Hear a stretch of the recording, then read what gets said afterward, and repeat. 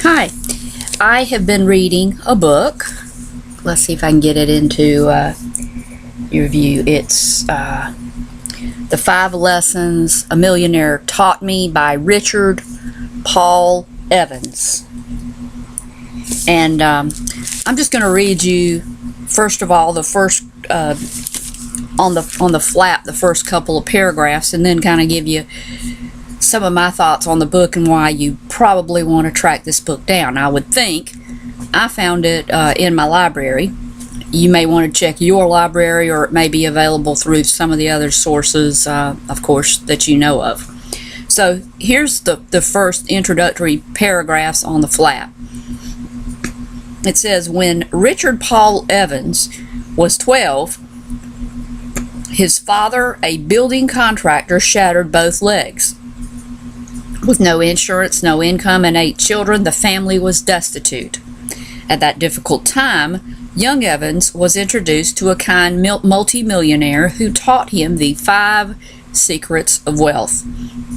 Even today, Evans credits those lessons with not just bringing him wealth and success, but with bringing him freedom and opportunity in a world where financial slavery is ubiquitous. In his signature motivational voice, Evans interweaves those influential lessons with personal stories from everyday people. He explains that money should not be the preoccupation of our lives. Rather, if we follow the 5 principles, we will be free to focus on God, relationships, family, and those true nourishments of our lives. So, when we are thinking about making money and being wealthy, the two are totally different concepts, really.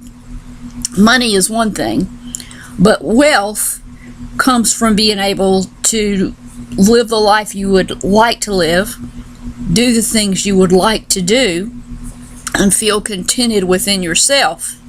And a lot of times that is going to come from things that are not money. Now, granted, money can help you bring those things into your life, but you have to be the one to make that decision. What I'm talking about is, and personally I like helping people. I like helping rescue animals, have other causes that I think are important. I'm sure you have causes that you feel are important, and if we pursue those causes, it will not only help someone else, but it will, in point of fact, help us. Today I went to a devotion at a local rest home, and as always, I felt better at the end of it than I did at the beginning of it, because I was able to reach out to some older folks and bring them church.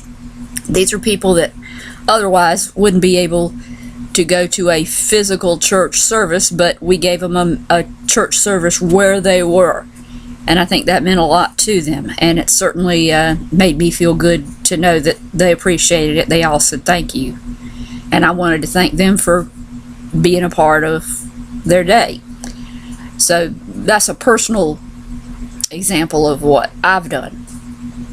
Now, as far as the 5 lessons, I'm going to kind of give you a kind of a teaser as to the 5 principles. I'm not going to elaborate that much on any of them because I want you to read the book. I think it'll be beneficial to you. But one thing I will point out is, in having read various books by various folks that have a lot of money, you're going to find a common theme. Most of them do have something they like to do for other people. They have learned to take care of their money, and they take care of family and friends and the relationships that are important to them. They also take care of their health, because those are all things that taking care of those 3 things are things that will make a difference immediately in your life. Doing things for other people will help your life in years to come. So here's the 5 lessons. Lesson 1 is to decide to be healthy. And you're saying, well, sure, I want to be healthy. But what it's saying is you may need to start taking small steps, which is sort of to groom you for later on lessons in utilizing and receiving more benefit. Things such as setting up a savings account where you set aside some money each time you are paid.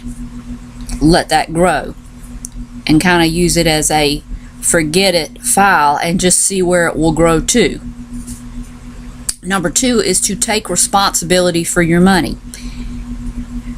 I know I've heard, and I'm sure you have too, of many people that get famous, get money, and maybe they're young stars, whether it be music stars or TV stars or movie stars, and their manager, whether it be their parents or someone else, goes through their money, and they get old enough to be able to take possession of their money only to find that it's not what they thought was there because their managers went through it. Now, of course, in that situation, they're a little limited in what they can do against an adult. But you and I are adults, so we don't have that problem. So we need to take responsibility for that money, know what's coming in, know what we have, and know what we need. In other words, there are monthly bills that we all have that have to be paid irregardless. So it's kind of saying be responsible for that. Next thing is keep a portion of everything you earn, which, as I said, maybe starts out as simply as setting up a savings account and putting $10 in it every payday, or whatever amount it might be. The next is to win in the margins, and lesson 5 is to give back.